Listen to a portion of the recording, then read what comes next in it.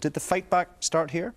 Yes, I think it did. I was in Derry yesterday, and one of the things that is often measured in terms of a party leader's speech is how good he is as an orator, and certainly the delivery of the speech was much more impressive than previous party leader speeches from the SDLP, so that was a good thing. But that's the optics. That's the optics, but you know, the public narrative of the SDLP for a long time has been old, jaded, stale. There were a lot of young people there yesterday, and I saw that myself. So maybe the public narrative is not necessarily keeping in step yet with the changes that this new party leader has made. And to pick up on the point about whether he had declared his hand too much in terms of what he would do with the programme for government, I think he drew a very clear red line there that we can assume that if Colum Eastwood and the party don't get what they want from these negotiations on the programme for government, they will go into opposition. And they declared their hand earlier, because when the negotiations were going on and the changes were being made to John McAllister's opposition bill, Alex Attwood played a very influential role in that in terms of helping with the amendments to the various clauses. The SDLP would not have done that if they hadn't have taken the possibility of going into opposition seriously.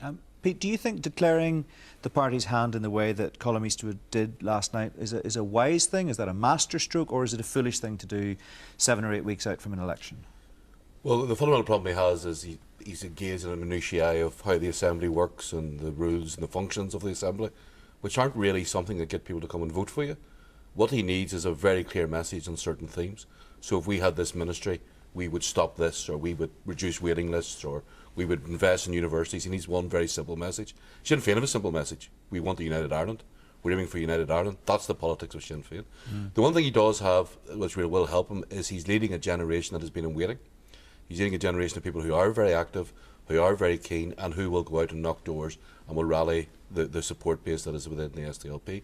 His fundamental problem is, unlike Sinn Féin, he's trying to catch voters who sit across a very wide spectrum. Some are very want United Ireland, some are not particularly interested in United Ireland. He's also looking at a fundamental problem in terms of those who don't vote. Those 35,000 votes that haven't gone to Sinn Féin, the ones who've gone to Sinn Féin will not be back. Once you decide to go to Sinn Féin, you don't come back. That's a lexicon for many people, a Rubicon, sorry, for many people. The 35,000 are still sitting out there. That's who he has to capture. Now, if you look at that group through statistics, etc., what you find is that that group sits right across the spectrum from pro-choice, pro-gay marriage, United Ireland, staying within the UK.